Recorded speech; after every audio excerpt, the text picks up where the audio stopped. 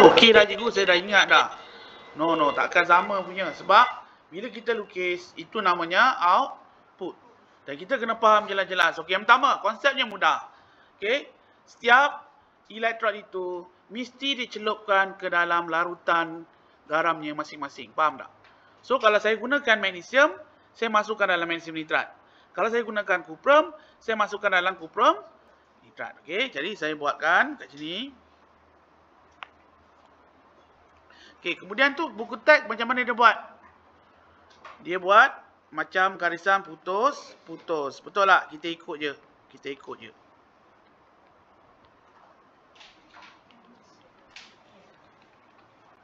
Okey. Lepas tu kita pun labelkan. Okey, kita letak. Okey, nanti dulu kita letakkan elektrod.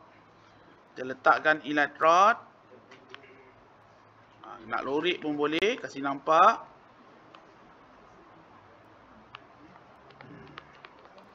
Dan kita sambungkan kepada mana?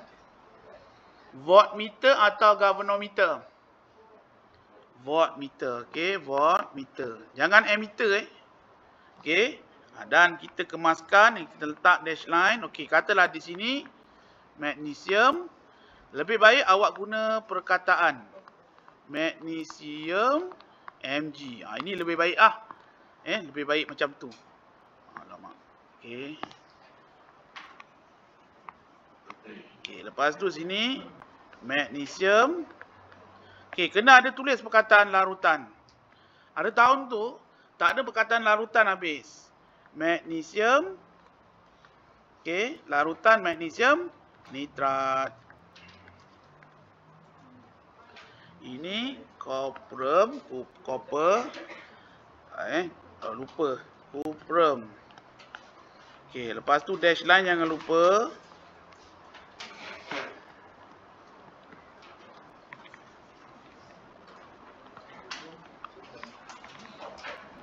Okey, boleh tak bantu saya? Nak buat sel kimia ni apa yang kita kena ada pelajar Ya?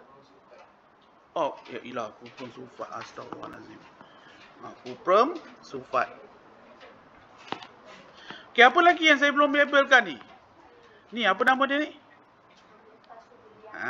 Pasu beliang. Kena lihat. Pasu beliang. Okay, apa lagi yang saya kurang? Saya rasa okey dah. Okey, cuma saya nak tanya, apa yang kita kena ada untuk kita tentukan mana, ni just orang kata apa, just a fast revision. Macam mana kita nak supaya kita tahu yang mana negatif, mana positif? Kena hafal ke di kanan kiri? Tak. Awak kena tengok nilai E0. Okey, contoh. Magnesium kita akan dapat nilai E0-nya adalah negatif. Magnesium dia dah nilai dia, E0 dia adalah negatif 2.38 V. Yang kuprum ni adalah positif 0.32 kan? 32 kan?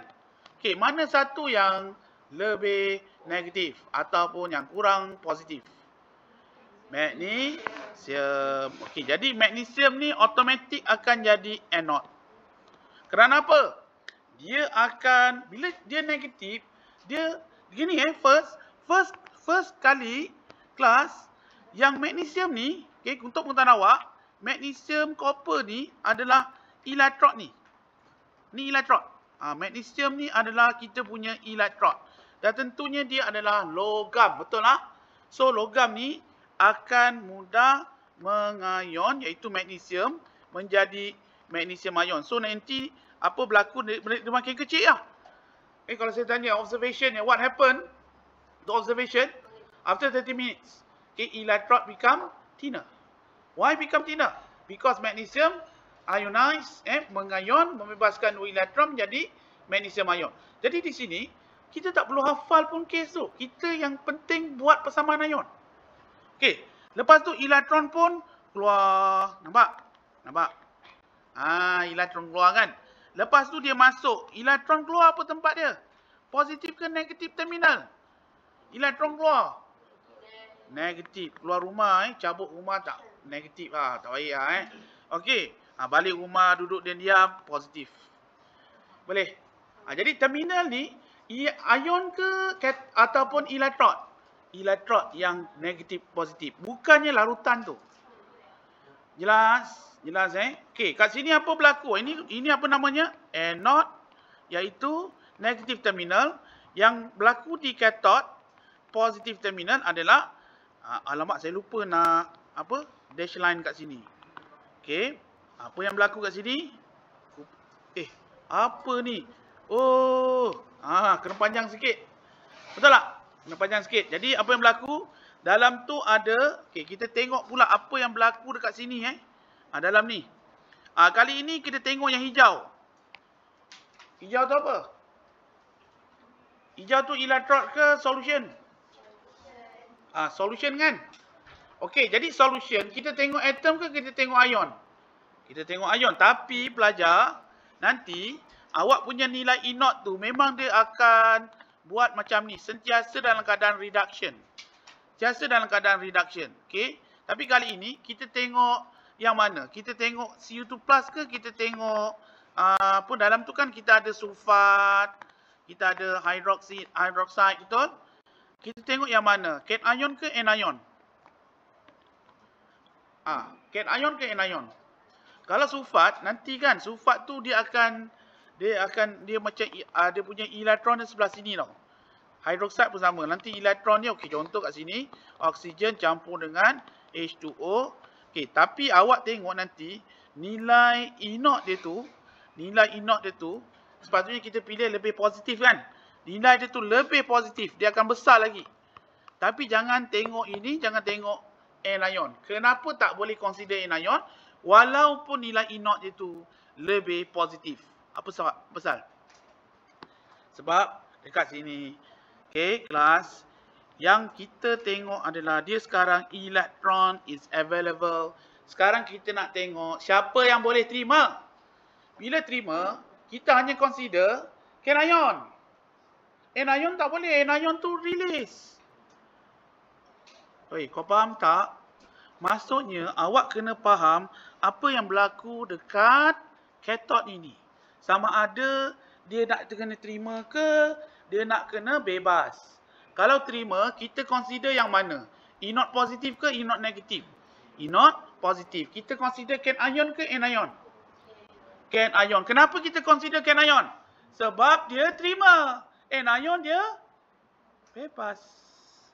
Faham tak? Boleh Boleh Okey. Jadi kat sini apa berlaku? Cu terpilih. Kenapa Cu terpilih? Sebab dia lebih positif daripada hidrogen ion. Okey, saya nak tanya. Dalam ni ada tak ion sulfat? Ada tak ion hidroksida? Kau jangan caci tau soalan ni tau. Dia pergi senaraikan semua E0 yang ada. Dengan sulfat pun ada, hidroksida pun ada, nanti kau pening. Tapi adakah awak ambil sulfat dengan hidroksida? Kenapa? Kena tahu kenapa? Sebab dia anion. Yang berlaku di kathod, cation tu terima ke bebaskan? Terima, betul. Bila terima, kita consider cation ke anion? Cation, jelas. Dan kita consider cation yang lebih, E0 yang lebih positif. Kenapa kita consider yang lebih positif? Kerana ion itu lebih mudah menerima elektron. Dia ada story tau. Kau jangan apa bodoh macam tu habis. Okey, kita jangan sangat. Okey, boleh? Boleh Dah lukis semua? Belum lukis lagi. 2 markah je kakak. 2 markah je. Jangan banyak.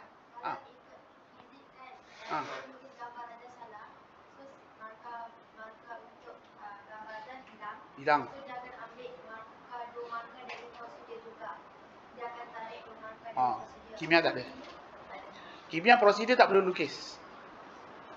Prosedur tak perlu lukis. Tetapi prosedur saya punya style berasaskan common sense. Betul tak?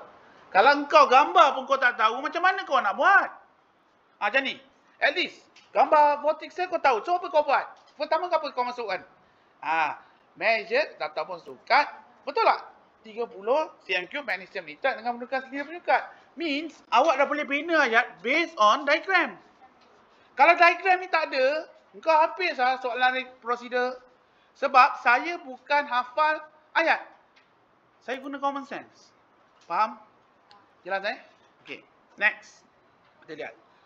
Dah selesai? Okey, kita laju sikit nanti tak sempat. Saya baca hari ini mesti selesai. Okey, nombor 2. Lukiskan susunan radar bagi mengkaji eksperimen redox. Redox ingat lagi tak? Macam mana nak buat? Pakai apa? Tube U. Okey, dia begini pelajar. Okey, kalau ikutkan, kita boleh je ambil ni test U. Okey, kita ambil test U. Okey, katalah kita gunakan ferrum 2. Ferrum 2 ni yang datang daripada mana? Larutan ferrum sulfat. Lepas tu kita letak dropper ni. Okey, kita pun letakkan bromin, air bromin. Air bromin ni warna apa? Perang. So, nanti kita akan dapat perang. Okey, apa orang akan claim? Memanglah, bromin tu perang. Masuk dalam tu perang lah, bodoh. Betul tak? Kau dengar apa macam, geramnya. Bukan lah, itu bukan apa perang kerana bromin lah. Tu perang tu kerana ferrum 3. Tapi kau tak ada macam fakta ataupun benda logik yang kau boleh buat tau. Alah bodoh kau. Ini memang perang, masuk perang lah. Tak, perang tu bukan bromin. Perang tu ferrum 3. So macam mana kau nak supaya orang boleh faham dan terima hujah kau? Kita set up satu eksperimen yang namanya pemindahan elektron pada satu jarak. Yang ini masalahnya, okey, saya cerita ini masuk perang dan dia akan jadi perang, betul? Dia bercampur. Betul tak?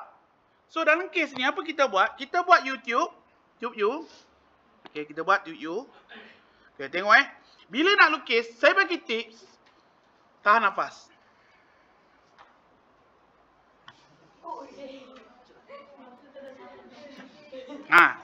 Boleh je. Okey. Lepas tu awak letakkan nampak? Awak letakkan ini. Okey. Lepas tu alamak terkangkang pula. Okey. Galvanometer ke voltmeter? Galvanometer ke voltmeter? Galvanometer. Okey, saya sambungkan galvanometer.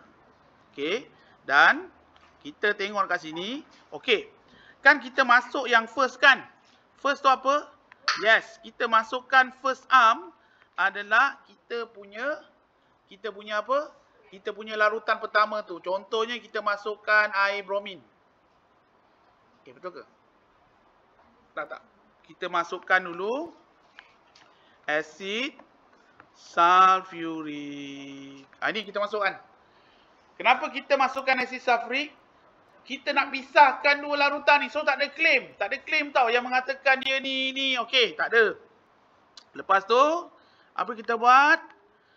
Tolong yang ini, bahagian ini, iaitu bahagian ini, jangan cecah asid sulfuric. Ni. Elektrod yang kamu gunakan, okey, kita labelkan terus. Okey, kita labelkan elektrod carbon. Elektrod carbon. Okey. Lepas tu, dia ada penutup kat sini. Penutup dan lagi sekali penutup tak boleh masuk habis. Nampak? Saya tunjukkan yang stopper tu tak masuk habis dan saya akan letak dash line. Okey, dash line kurangnya 3 atau 4. Lepas tu saya pun akan labelkan kat sini larutan ferrum 2 sulfat. Okey, FeSO4. Yang ini pula air bromin. Okey, Br2. Okey, jadi selepas 30 minit, ingat prosedur awak biarkan selepas 30 minit. Ayat tu mesti ada. Sebab proses ini bukan instant tau. Okey, selepas 30 minit baru berlaku. Baru nampak perubahan dia. Okey, kita dapati bromin ni jadi colorless. What's happened? Bromin akan terima elektron jadi bromida. Okey, siapa ini? Okey, jadi maksudnya apa berlaku? Dekat sini iaitu ferrum 2 akan bebaskan elektron jadi ferrum 3. So dia akan jadi warna brown. Ni green, hijau akan jadi warna perang. Okey, jadi elektron ni akan dibebaskan.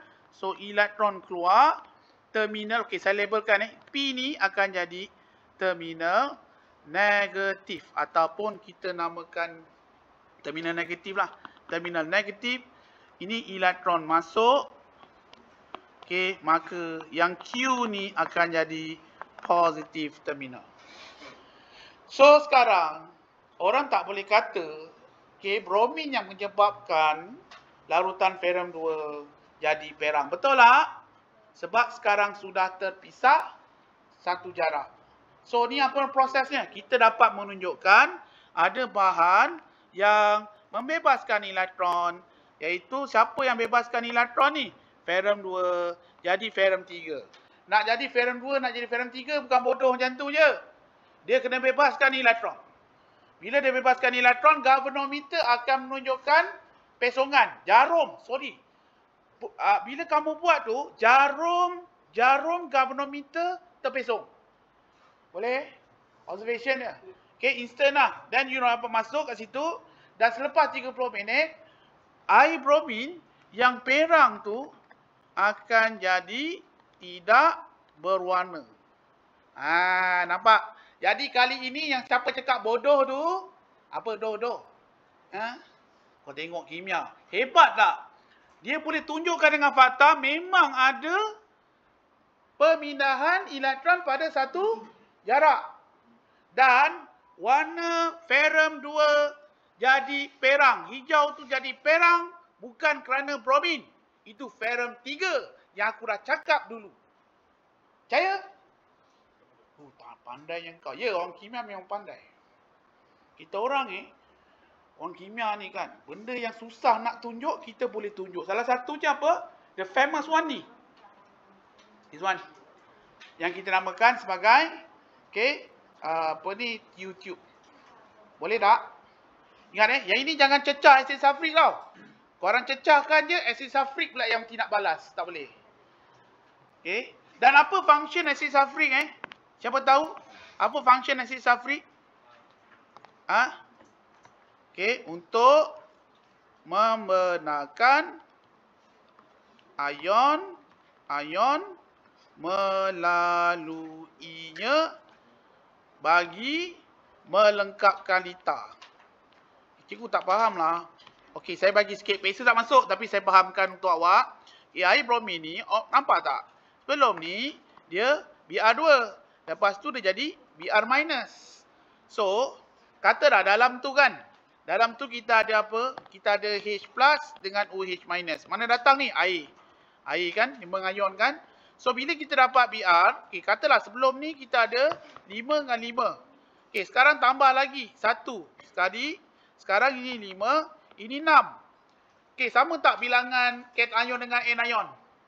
Tak sama. So, apa berlaku nanti? Mungkin H+ kat sini akan migrate. Lepas tu top up balik. Jadilah 6, 6. Barulah bromin akan terima lagi elektron. Itu maksud lengkapkan litar. Selagi cation dengan anion ni tak sama bilangan dalam tu, selagi tu dia tidak akan terima. Sebab neutrality of solution is not maintained. To maintain neutrality of solution, that's why we need to use sulfuric acid dekat dia punya tengah tu. To allow the movement of ion. Nampak? Yang bergerak, keluar masuk tu elektron ke ion? Ion. Elektron kat mana? Elektron kawasan ni dekat sini ni. Tu elektron. Boleh? Yang bawah tu adalah ion. Okey, jelas tak? Jelas. Okey, jom. Okey, seterusnya.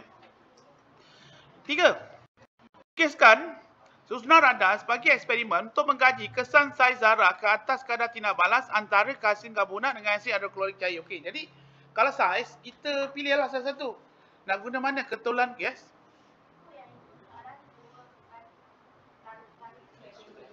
Alamak, ferrum 2. Okey, kalau ferrum 2 sini. Okey, salah-salah ni je lah. Okey, terima kasih Alamak, syok sangat. Okey, jadi ini adalah larutan kalium manganat 7. Ini jangan lupa berasid. Oh, kena ada ni. Perkataan berasid ini wajib. 7 pun wajib. So, warna dia apa jadi? Sekali manganat 7 berasid, warna apa asal dia? Ungu akan menjadi tak berwarna. Faham? Boleh? Tu ceritanya. Lupa pula. Aduh. Ini. Apa nama dia ni? Clamp. Pemegang. Pak, kita kena letakkan dia dekat retort stand. Betul tak? Macam tergantung tu macam tu dah. Tergantung. Tak logik. Ingat mesti ada retort stand ni. Mesti retort stand apa? Pemegang. Buatlah. Pemegang. Wajib. Ni wajib ni. Pemegang ni wajib buat. Tak buat, raja awak ditolak. Wih. Sedih betul Dah penat-penat buat kerana tak adanya pemegang, awak habis. Sama juga dengan raja yang akan datang ni. Pemegang wajib. Okey, jom. Okey, jadi yang ini apa ni? Kadar tindak balas. Famous juga tau. Sebab apa? Kadar tindak balas selalu keluar. Tajuk tu kenapa selalu keluar? Dalam tu ada aplikasi, dalam tu ada prosedur, dalam tu juga ada calculation dan sebagainya. Jadi kita ni yang fikir-fikir tajuk apa, kadar tindak balas lah kita selalu keluarkan. So awak rugi kalau awak tak jaga betul-betul tajuk kadar tindak balas. Okey. So kat sini saya pun lukiskan apa dulu? Conical flask. Conical flask. Okey. Saya buat demo depan awak. Saya tak perlukan pembaris. Hanya pengalaman membuatnya. Buat ni dulu.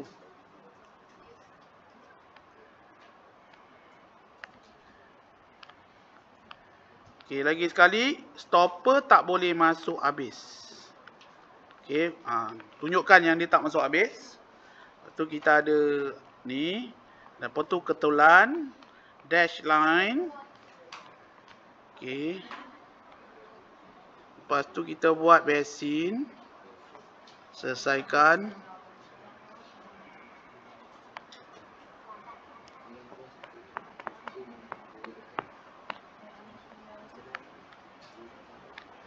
Okey.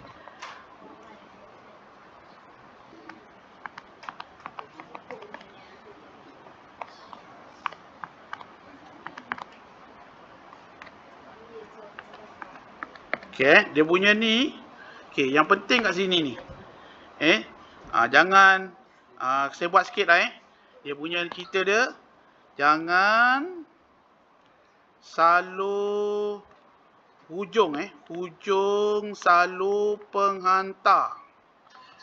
Jangan lebih daripada aras air. Memang kita tolak.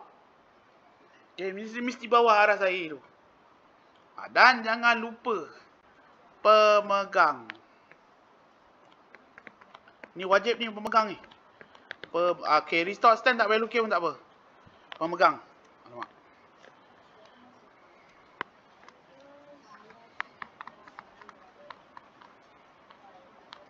Okey, baru kita buat apa tadi? Kalsium karbonat kandungan asid hidroklorik cair. Okey. Labelkan asid hidroklorik KHCl. Cair. Kalau nak letak pun boleh perkataan cair. Cair maksudnya diluted lah. Ataupun kalau nak letakkan dia punya kepekatan pun boleh. Tak ada masalah. Okey. Ketulan kalsium karbonat. CaCO3. Okey, ini apa ni? Air. H2O. Lepas tu ni apa? Salur penghantar. Okey, lepas tu ini apa? Penyumbat. Penyumbat. Semua label. Okey, kelalangkun. Okey, lagi apa? Besen.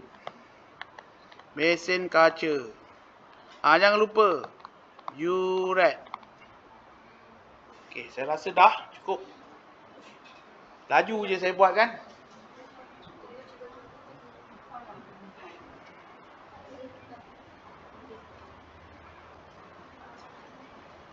Jangan pakai pembaris, buang masa je. Tapi orang tengok, still walaupun tak pakai pembaris, cantik. Okey lah kan. Tak payah 3D shading ada tone, warna. Ini bukan lukisan ini kimia. Lukisan tu pergi belajar dekat cikgu Siti Fatimah.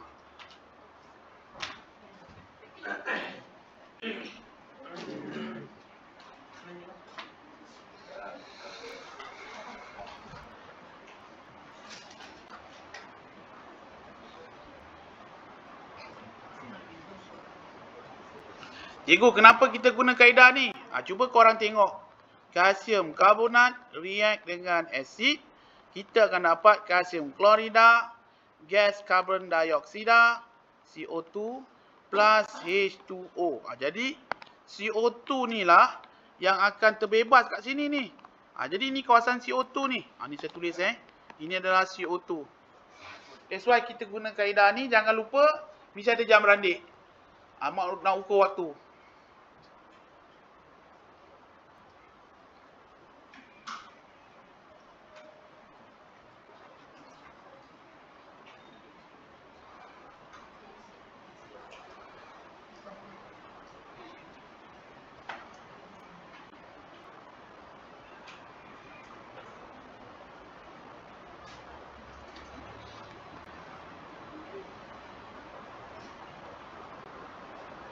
Washin datang ini.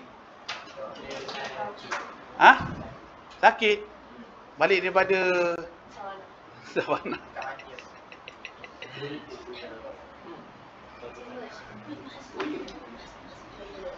Dah.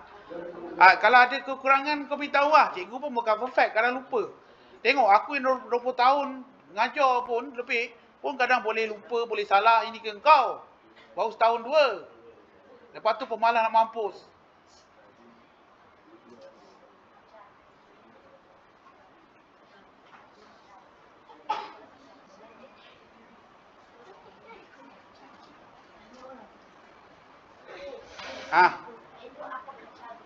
Apa? Besin kaca. Jangan ikut saya tulisan buruk. Okey, besin kaca. Atau besin pun boleh. Air.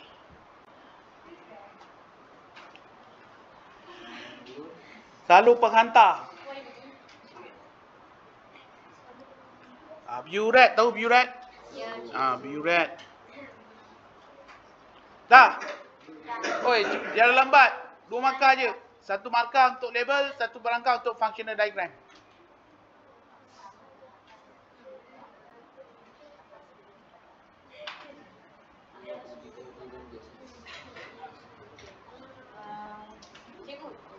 Yang tu apa cikgu? Yang selalu penghantar beras air. Hujung. Hujung selalu penghantar jangan lebih daripada aras air. Katalah awak buat macam ni ni contoh kan. Awak pergi tambah benda tu macam ni. Okey, ini salah. Tak boleh lebih daripada aras air.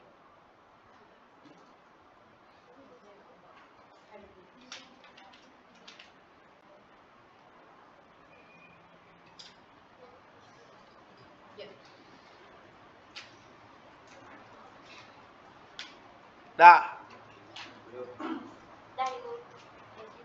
2 markah je kakak, abang-abang 2 markah je. Tapi memang susah. Tapi once awak dapat kuasai dia, prosedur dalam tangan. Macam ni kan, cara gambar ni, agak-agak boleh tak awak buat prosedur daripada gambar ni? Dah boleh? Dah boleh nampak? Awak nak kena sukat asid hidroklorik, awak kena letak air. Jadi, untuk prosedur, jangan fikir-fikir fancy. Kau tengok gambar, kau kena ayat mudah. Faham? Tapi ingat, mesti praktiskan A, B, C. Alat bahan cara. Jangan sukat. Sukat apa? Sukat je. Sukat. Lepas tu, terbalik. Lepas tu, 3, mampus. Aku nak tambah kat situ kan. Pergi mampus kau. Kalau kau macam tu, memang tak dapat makan lah. Boleh? Dah, boleh? Dah. Okay, yang next. Kena laju ni. Korang pernah tak lukis reflux ni? Okey, soalan satu. Pernah tak kita buat dekat mamal? Tak pernah. Tak pernah Reflux ni satu reaction yang mana kita akan gunakan kaedah water bath. Okey, kita gunakan kelalang separuh bulat dan kita joinkannya dengan Liebig condenser. Okey, boleh? Okey, tak dapat. Okey, jom mari kita tengok. Ni sekarang ester kan?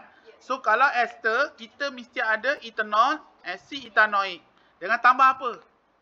Sebagai dia punya catalyst. Walaupun dia tak tulis kat sini, tapi kita kena tambah H2SO4. Yang ini adalah mangkin. Kau kena tahu ni. Walaupun dia tak beritahu. Okey, so kita pun lukiskan. Okey, lukiskan. Maka saya pun ambil water bath. Lukis dulu water bath ni. Ni beaker yang besar. Alamak. Tengok, bila korang jarang lukis, cikgu pun kadang-kadang cikgu nak ambil ni juga.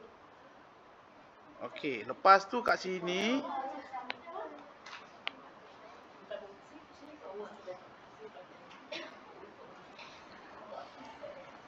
kita pakai water bath. Okey. Tu apa tu nama dia tu yang XX tu? Kasa dawai. Ini apa nama ni? Kaki retong. Ini bangsa benda. Kita buat macam ni je.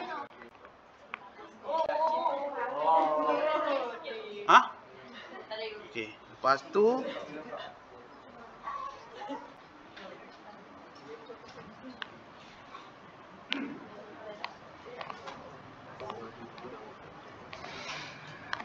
okey, yang ini akan jadi Liebig condenser. Alamak. Tengok saya jarang lukis gambar ni pun saya akan jadi teragak. Bayangkan kau pun tak pernah lukis. Lagi ya.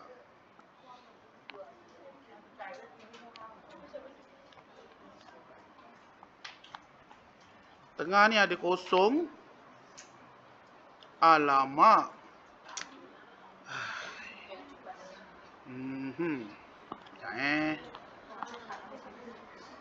Okey, dia gini. Nak tanya kau, korang ada water? Saya lupa kat sini satu benda. Water in. Okey. Lepas tu sini. Water out dekat mana? Dekat atas. Lebih kurang lah. Dia jangan, dia tutup habis ni. Tutup habis. Dan dalam dia tu ada air. Buat dash line. Okey, ini adalah air masuk. Ini adalah air keluar. Okey, lepas tu ni namanya apa ni? Condenser Liebig. Nama orang. Kalau aku jumpa dah condenser Rudy. Tapi aku tak jumpa, aku tak buat. Orang putih suka dia jumpa je nama dia. Bosan. Ni stopper.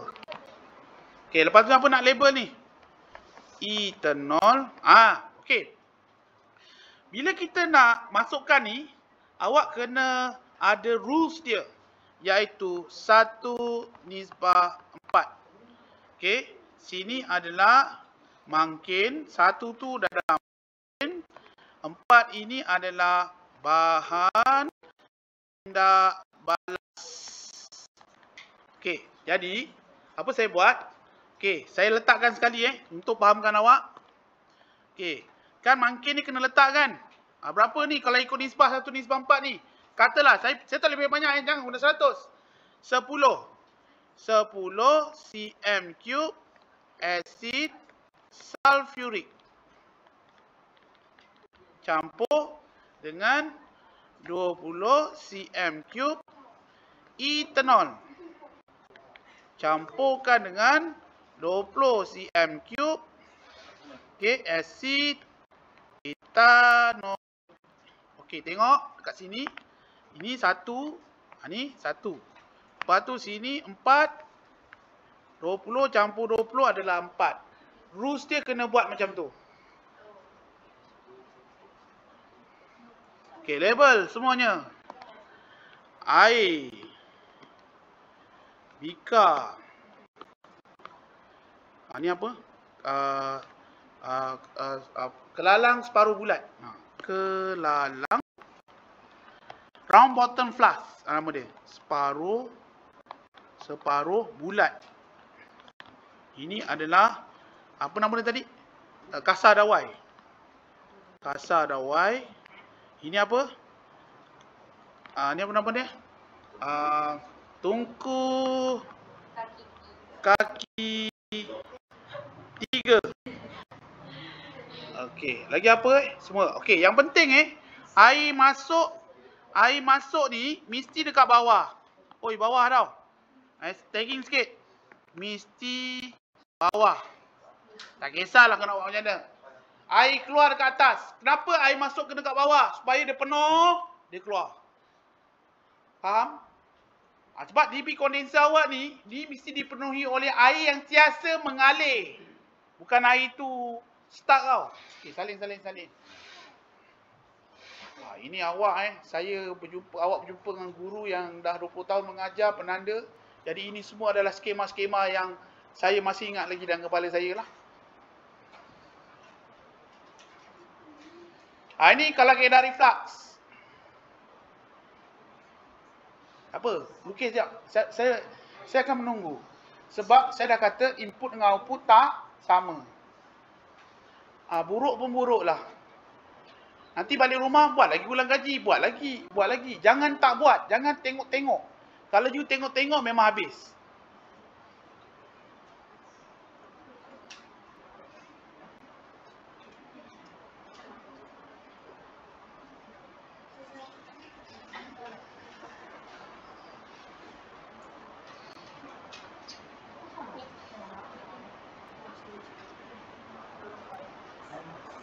Ya. Condenser Liebig. L-I-E-B-I-G. Nama orang putih. Nama dia Liebig. Sebab tak nama dia Pig ke?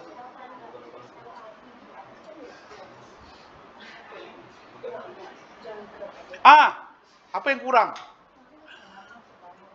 Aku masih lupa je lah. Aku tak, lukis ni. Dia ni. Saya lukis macam ni. Maka untuk fungsional dapat tak?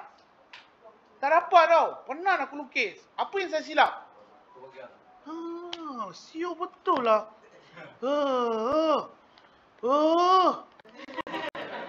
Aduh, aku boleh lupa pula pemegang ni. Okey, tulis. Pemegang. Ya Allah, hilang satu markah. Penting lah satu markah? Penting lah. Lagi satu markah tu 98. Pelajar terbaik Malaysia. Cik. Ya, mana tahu? Separuh bulat. Bulat. Bahasa Inggerisnya round bottom flask. Kalau bahasa Inggeris, round bottom flask. Itu nama dia. Pemegang jangan lupa Jangan dia tergantung macam tu nipu.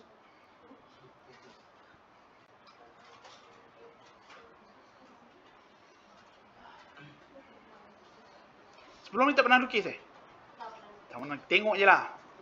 Hari ni melukis kan. Ada confident lepas ni. Dah ada lah. Kurang-kurang kalau keluar reflux tak adalah bodoh apa ni. Yang penting experience tu.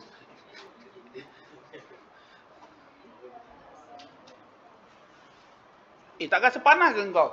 Buka ni. Aircon. Sejuk. Sejuk ni. Mata ni. Dah. Abang tahu gambar Liebig ni. Ambil kau. Mesti tak pernah lukis ni. Kalau soalan keluar je ni. Nganga. Tahun lepas keluar. Gambar ni keluar tahun lepas. Tapi tak tahulah tahun ni. Mungkin keluar lagi. Okey, nanti. Ini kalau okey kelas. Ini namanya apa? Ini namanya kalau Apa namanya ni? Ini kalau namanya as pengesteran. Pengesteran. Okey. Katalah ini just bincang Katalah saya nak buat pengoksidaan etanol. Okey, akan jadi apa etanol kalau pengoksidaan? Asid etanoik. Macam lupa je kau. Pengoksidaan etanol yang 2 hidrogen keluar, 1 oksigen masuk, yang C2H5OH. Okey, so yang 5 ni, okey, dia kan react dengan 2O kan. Kenapa react dengan 2O ni? 1O akan masuk, 1O tu akan pegang H2O yang H2 yang keluar tu. Dan awak kena ingat ini datang daripada KMnO4 dan that's why awak tak boleh buat O2. O2 ni kalau udara. Faham? Kalau 2O bracket datang daripada kalium manganat 7 berasid, so kita akan dapat H3. Bila H3 boleh tak kita tulis C2? Dah tak boleh. CH3 tarik C kat belakang, masuk O tu O dan akan dapat H2O. Okey. Sekarang kelas. Apa awak nak kena masuk kat dalam kelalang separuh bulat ni? Apa nak masuk? Yang pertama apa? 10 cm3 asid sulfuric. Wajib. Kalau reflux, sulfuric acid ni dia mangkin. Dia akan tarik keluar air tu. Boleh Mesti letak. Okey. Ini apa? Mangkin kan? Apa tu apa yang kita kena pakai? Okey, ingat 1:4. You dah pakai sini 10. Mesti apa? Ni mana datang ni? Ini 20. Ini pun 20. Jadi campurkan dengan 20 cm3 etanol. Ingat etanol bukan larutan Campurkan dengan 20 cm3 okey, larutan kalium manganat 7 berasid. Faham? Kau nampak tak kat sini? Tengok benda etanol ni sama je tau. Cuma kalau kau ni asid sulfuric pun sama ni. Asid sulfuric ni. Sama ni. Yang lain apa? Kalau awak tambah etanol dengan asid etanoik, dia jadi ester. Kalau awak tambah etanol tu dengan larutan kalium manganat 7 berasid, dia jadi apa proses? Pengoksidaan. Faham tak? Okey. Apa jadi? Kalau saya campurkan kelas 10 cm3 asid sulfuric, kemudian saya campurkan dengan 40 cm3 etanol. Okey. Siapa tahu dia jadi apa? Saya guna 2 bahan ni je dalam reflux tu, round bottom flask tu, saya masukkan 10 cm3 sulfuric acid dan saya masukkan 40 cm3 etanol. Jadi apa? Jadi apa? Etanol campur dengan asid sulfuric. Saya kata tadi, asid sulfuric ni dia boleh menarik air. Proses apa tu? Etanol kalau kita keluarkan air, apa proses tu? Ya, yes. Ini dah sudah jadi pendihidratan. Maksudnya C2H5OH dia akan jadi C2H4 campurkan H2O. Melalui kaedah reflux. Jadi kaedah reflux ni 3 reaction kita boleh buat. Pendihidratan boleh buat, pengesteran kita boleh buat, pengoksidaan kita boleh buat. Hati-hati dengan apa bahan yang dimasukkan. Kau faham tak? Ini apa namanya proses ni? Ini namanya proses pendihidratan. So ada berapa reaction? Ada 3 tau. Awak kena faham. Jadi kat sini nampak tak? Yang maintain apa yang maintain? Asid sulfuric. Etanol maintain tak? Maintain. Kalau asid sulfuric dengan etanol, pendihidratan. Asid etanol dengan juga asid etanoik, pengesteran. Asid sulfuric, etanol dengan kalium manganat 7 berasid, dia akan jadi proses apa? Pengoksidaan. Faham tak? Jelas? Rugi siapa tak masuk hari ni. Banyak kita belajar ni. Okey. Terusnya. 5. Dah? Boleh saya pergi? Okey, kita tengok kat sini kelas. Okey. Dia kata, saya padam yang sini. Padam lah. Baik sangat ni. Okey. Dia kata, okey, lukiskan susunan radas bagi penhidratan etanol untuk menghasilkan gas etina. Ni kau ingat tak? Yang pakai porcelain chips atau seramik. Dah lupa. Okay, ni macam mana ni? Kelas etanol C2H4 dia akan alamak, apa benda aku buat ni?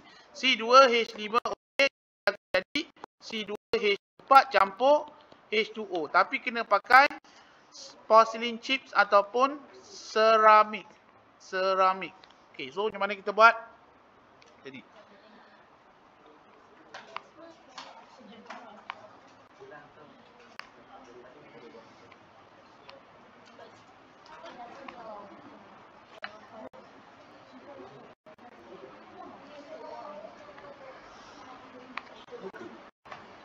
ini jangan guna reflux pula. Dia pakai seramik ni.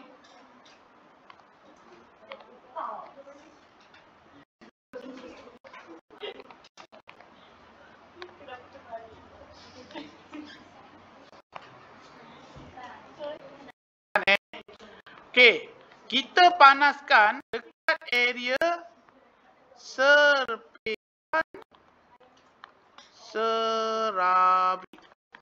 Okey, jangan panas dekat wool kaca. Ingat wool wool ni W-U-O. Kalau Inggeris W-O-O-L. Kalau bahasa Melayu W-U-L. Wool kaca. Wool kaca. Jangan letak. You letak je anak panah kat sini, salah. Salah, tak boleh. Dia mesti dekat area seramik sebab etanol ni wool kaca yang diletakkan, wool kaca yang terendam lah. Terendam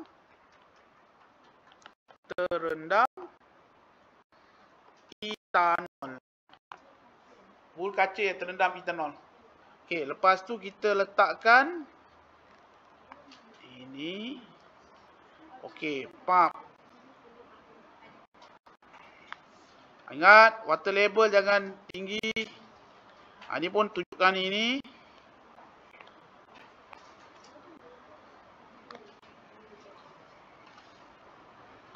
Okey. Okey, ini apa? Etina.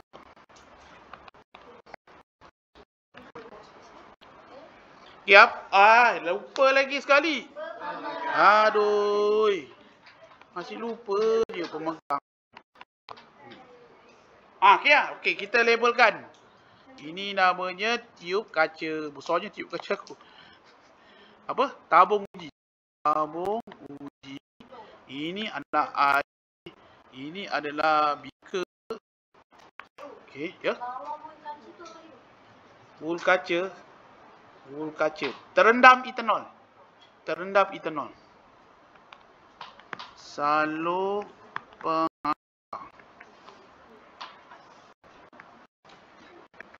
ini apa nama dia? Tabung uji juga. Tabung ni. Okey, siap.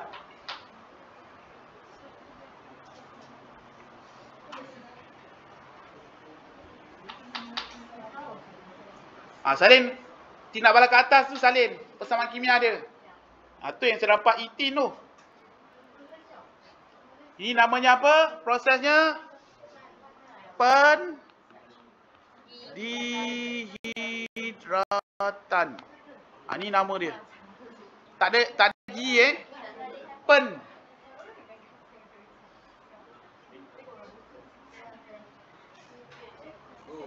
Ya. Lah, astagfirullahalazim. Ni lagi satu hantu mana pegang? Ya. Pemegang. Lepas tu saya tak label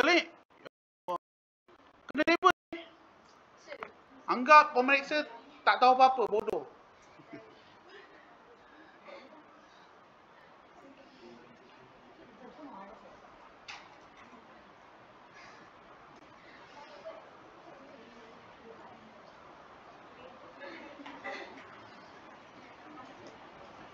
Kita dah rehat kok. Alamak, rehat. Kita berhenti dulu kat sini. Korang ada yang belum serapat